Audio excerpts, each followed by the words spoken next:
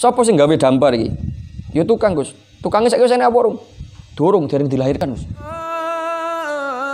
Alaika sallallahu Muhammad. Paham betul? Nggih. Lah ini penting. Hati Tuhan harus satu yang pertama nggih, dan harus ada Tuhan itu. Karena apa? Karena Tuhan itu pencipta. Enggak mungkin ada ciptaan tanpa adanya pencipta. Lah diterus ini Tuhan itu harus maha dahulu. Karena apa? Mustahil ada pencipta keberadaannya setelah keberadaannya diciptakan. Allah menciptakan bumi, kok Allah adanya setelah bumi. Lha piye carane? Sapa sing gawe dampar iki? Ya tukang, Gus. Tukangnya saiki wis enek apa urung? Durung dereng dilahirkan, Gus. Kok enek yang menciptakan sesuatu kalah dhisik ambek ciptaane? Kan gak masuk akal. Lah ingat dalam masalah teologi kudu logis, dalam adanya kudu enek Tuhan itu ada, harus apa namanya meyakinkan skala logika. Makanya Tuhan harus qadim. Nah, iki cara tauhid niku kudu qadim. Lah qadimnya ini tidak ada la ibtidaa fi fi qidamihi. Tidak ada permulaan. Qadim yang tidak ada permulaan. Karena ketika ada permulaan, Allah mulai kapan enake? Nah, berarti pada saat Allah belum pada waktu itu berarti Allah nggak ada. Nah, ini nggak mungkin juga lah. Ketika Allah nggak ada lah, berarti ada yang menciptakan Allah. Nah, kita cara bahasanya kita akan muncul tasalsul. Nah, ini nggak mungkin. Ketika Allah itu didahului ketiadaan, berarti kan nggak qadim. Berarti nggak. Ya, ini paham apa rara-rara? Sing waqidatul ambien dikembangkan. Oke, qadim itu apa artinya? Qadim itu artinya tidak didahului oleh Adam. Tidak didahului oleh ketiadaan. Itu maknanya qadim. Apapun yang didahului oleh ketiadaan itu namanya hudus. Hudus pakai tak. Baru. Termasuk Nabi Adam wis mbiyen, tapi hudus. Kenapa? Karena sebelumnya enggak ada. Bumi ini hudus. Kenapa? Karena sebelum diciptakan enggak ada. Setelah tidak ada, diciptakan baru menjadi ada. Ini namanya bukan qadim. Lah Allah itu qadim. Selain Allah hudus karena didahului oleh ketiadaan.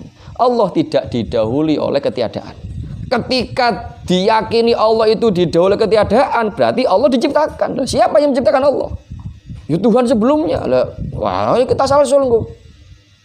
Dan ini mustahil. Makanya Allah itu adanya tidak diawali dengan permulaan. Lah terus mulai kapan? Diomongi gak enek mulai ini, takoni mulai kapan? Jawaban kita gitu. Lalu terus mulai kapan adanya Allah? Diomongi gak enek mulai ini. Kok mbok takoni mulai ini kapan? Paham? Hah?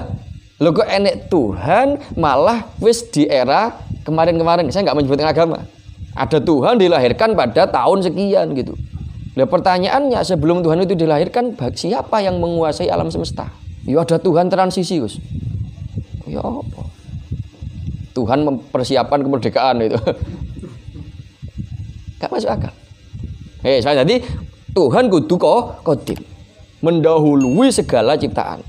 Nah itu ya Tuhan yang kemarin itu yang terlahir beberapa abad yang lalu, beberapa ratus tahun atau bahkan ribuan tahun yang lalu itu bahkan dia kalah dhisik dengan bumi. Padahal Tuhan itu yang menciptakan bumi. Masa bumi enek dhisik kemudian ada Tuhan. Tuhan yang dilahirkan itu loh. Kan ada Tuhan yang dilahirkan kan? Lah padahal bumi yang menciptakan Tuhan. Lah pertanyaannya, kok aneh ada bumi sudah ada sebelum Tuhannya dilahirkan? Oh, dia dulu pada dalam kondisi bentuk yang lain. Nah, jawabannya mesti ngono. Bentuk yang lain dan sebagainya. Nah, Tuhan itu tidak bisa dibentukkan dengan apa? Tidak boleh dibentukkan dengan apapun. Karena apa? Sekali lagi, sifat dasarnya Tuhan adalah mukhalafatul hawadits. Iki terusane, makanya kita ada sifat wajib 20 atau 12 lah paling tidak. Hati kudu mukhalafatul hawadits.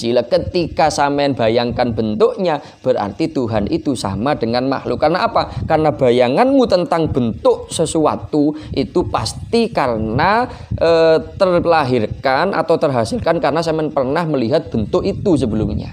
Bentuk yang sampean lihat sebelumnya itu pasti makhluk. Ketika Tuhan mbok bayangni dengan bentuk, berarti sampean membayangkan Tuhan itu sama dengan makhluk. Padahal Tuhan itu mukhalafah lil hawadits, berbeda sama sekali dengan perkara-perkara yang baru.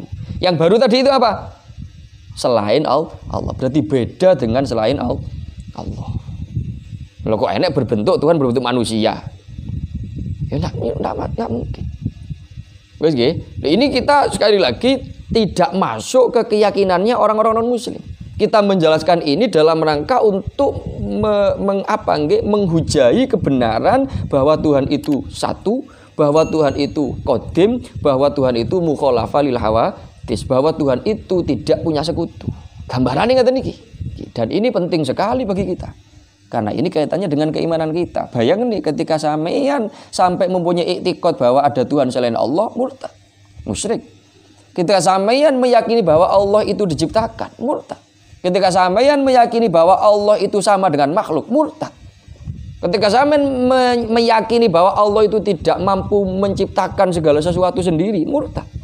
Berarti Allah butuh. Apa sifat yang tidak butuh itu apa? Hah?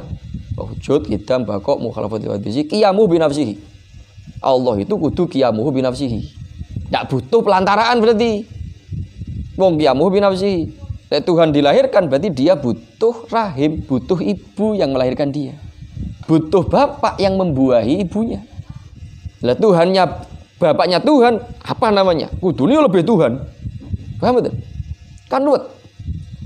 Ya, ngaten gitu. Jadi itu hebatnya tentang sifat-sifat wajib yang dirumuskan oleh Imam Al-Asy'ari dan juga Imam Al-Maturidi kaitannya dengan sifat wajib 20 itu.